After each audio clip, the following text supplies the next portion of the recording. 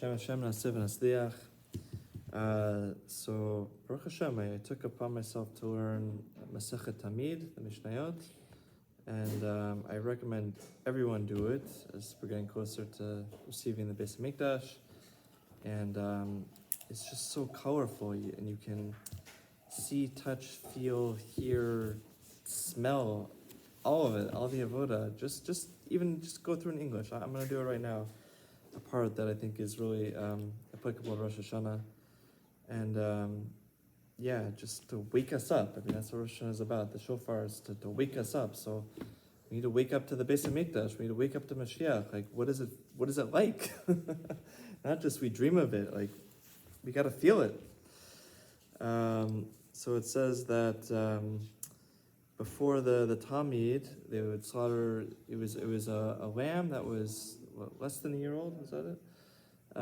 Very young lamb. It wasn't a huge animal. It was like a little sheep. But this one little sheep would be a tikkun for all of us, for all of Klal Yisrael. And it says that the slaughterer would not slaughter the Tamid until he heard the sound of the great gate being opened, because any offering slaughtered before the doors were opened is invalid. So the note says, the Mishnah does not mean that he would begin to slaughter the Tamid immediately after he heard the doors being opened, because the clearing of the inner Mizbeach and the menorah had to take place first. Rather, he would wait long enough for these two tasks to be done, and then he would slaughter the Tamid. The sound of the opening of the heavy Heichal doors was very loud. The Mishnah lists this in a number of other temple sounds that could be heard from far away. From the city of Jericho, they would hear the sound of the great gate being opened. Jericho is located 10 parsios away from Yerushalayim, a distance of 80,000 amos, or about 23 miles. The Mishnah does not mean that the sound of the great gate was so loud that it could be heard up to 10 parsios all around Yerushalayim. It was heard only in Jericho, since there were no mountains in that direction to block the sound from traveling a great distance. And the same is true of the other sounds listed in the Mishnah. From Jericho, they would hear the sound of the magrefa, a loud musical instrument played by the Levim during the avoda. The magrefa, literally shovel, was a loud musical instrument used in the temple that was shaped like a shovel. That's according to Rambam. This wind instrument had 10 pipes, and each pipe had 10 holes, so in total it could produce 100 notes. From Jericho, they would hear the sound of the wood machine that Ben Katin made as a wheel for the kior to raise it out of the pit of the water each day. From Jericho, they would hear the sound of Gavini, the announcer, the man who would wake up the Kohanim in the temple each morning by calling out, "Arise, Kohanim, to your service." From Jericho, they would hear the sound of the flute, another loud musical instrument, sometimes played during the avoda. From Jericho, they would hear the sound of the cymbals used during the avoda. From Jericho, they would hear the sound of the song sung by the Levim during the avoda. From Jericho, they would hear the sound of the shofar blown in the temple on Rosh Hashanah and fast days. Some say the people of Jericho would even hear the voice of the Kohen Gadol at the time that he mentions the special name of God on Yom Kippur. From Jericho, they would smell the fragrance of the mixing of the temple incense. Rabbi Eliezer ben Diglai said, "My father's estate had goats that were kept on the mountain of Michvar, and they would sneeze because of the fragrance of the mixing of the incense." Does it say that the ladies didn't wear perfume because of that was another? I didn't. Because the Samimanim, the Keturah were so the fragrance, the smell was so good that they didn't need to wear any fragrance. So then, when they were doing the Ketoret,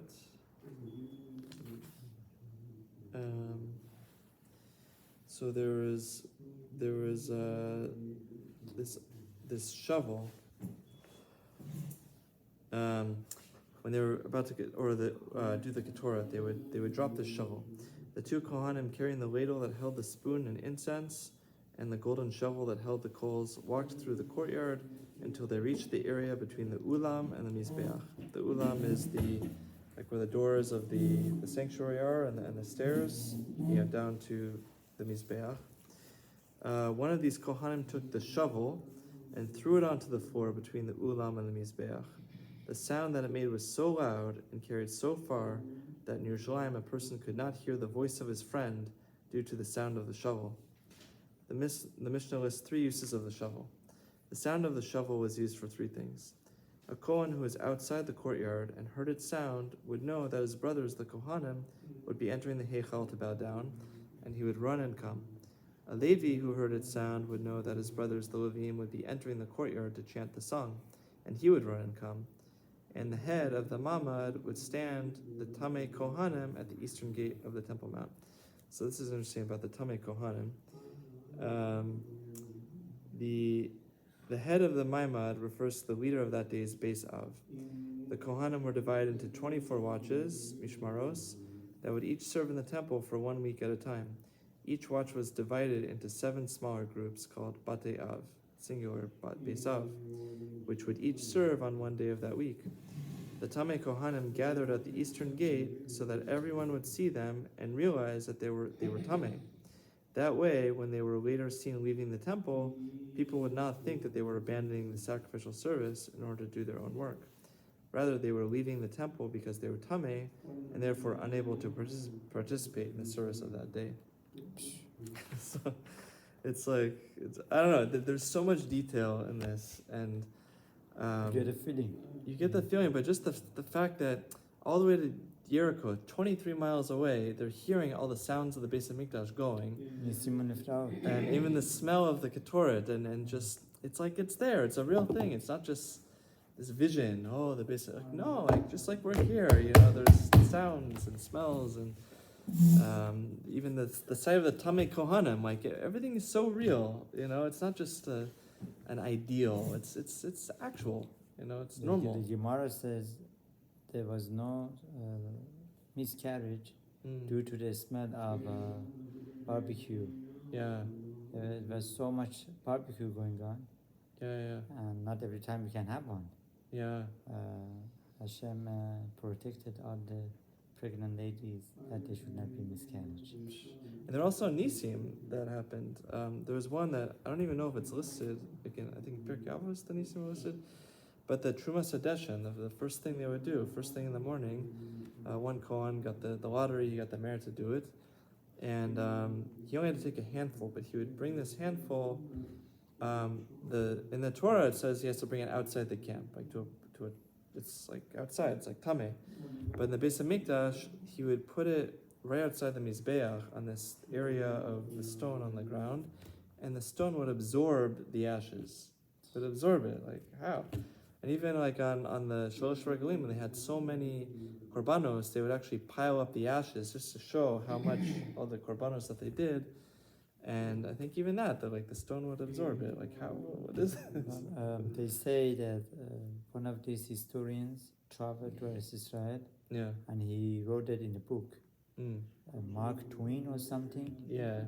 That he found a whole mountain next to Beit HaMikdash filled with ashes and bones, still some bones. Wow. So that he attested to this fact that this must be a proof that there was a first Beit HaMikdash and second Beit HaMikdash.